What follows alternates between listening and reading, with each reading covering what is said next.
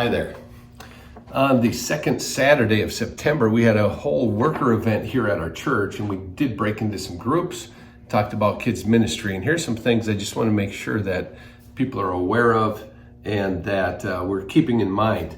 We started talking about Luke chapter 2, verse 52. It talked about Jesus as a child. Jesus grew in wisdom, stature, favor with God and man. And when you think about this, you think about how kids still grow today.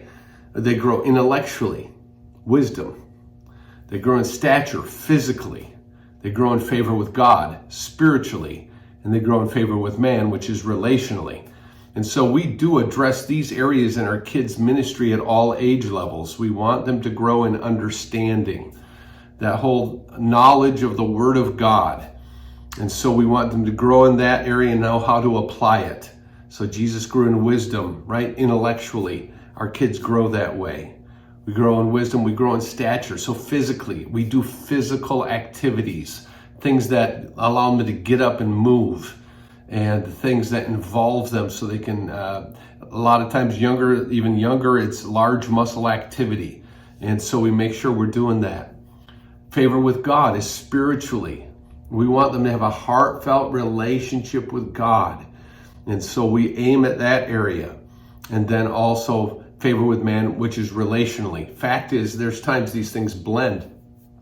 This is one of the reasons why we have play areas at our church, because you know how kids build relationships. It's not through just like sitting down and talking. They don't say, hey, you want to go get out and get a cup of coffee?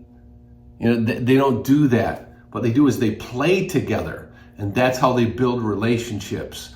And so we make time for that. In our preschool areas, in our nursery, even in our grade school age area, we make time for play so they can build relationships with others.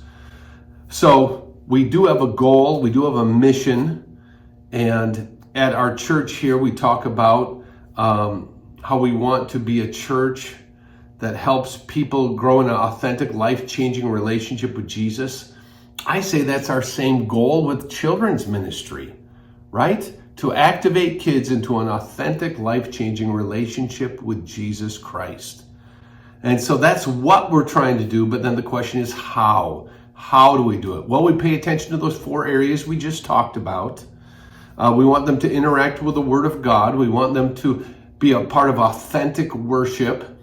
Some of it, sure is jumping and moving, but there's also the heartfelt worship. We want to engage them in fun activities. And when I say fun, I don't mean just something superficial. You know, really the things that kids will say are fun are things that appeal to really a deep felt emotional need. I mean, they'll say going fishing with grandpa is fun. They'll say, watching a movie is fun. They'll say going on a swing is fun. There's a whole bunch of different things because they meet a deep emotional need.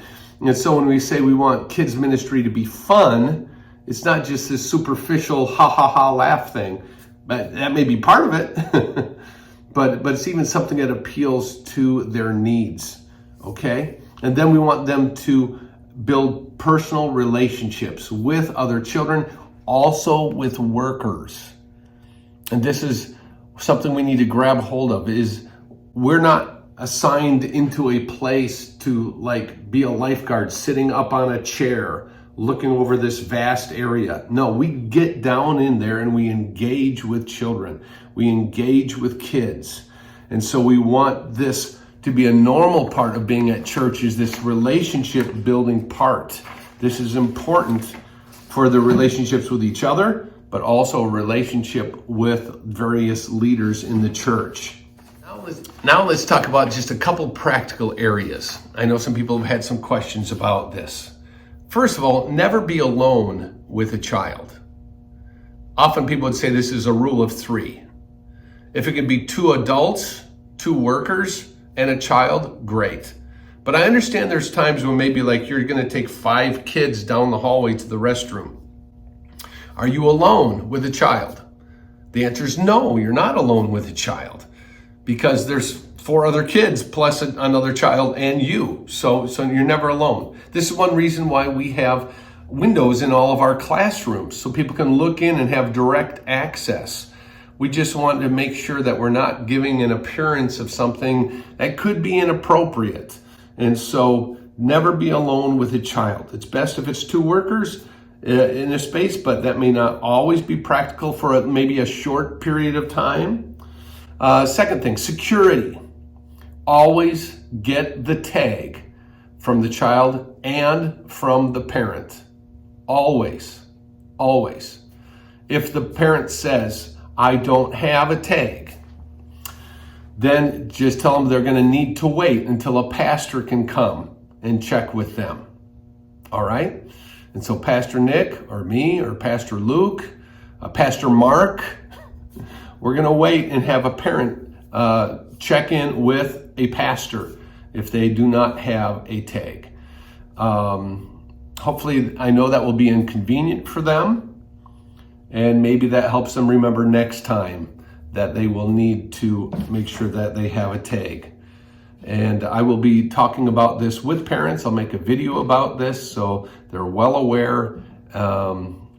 It is a process that we are going to follow. Thank you. All right. Third thing, we're not going to allow unauthorized people through to our ministry areas. It's not just a free-for-all. This is not a family reunion. Okay.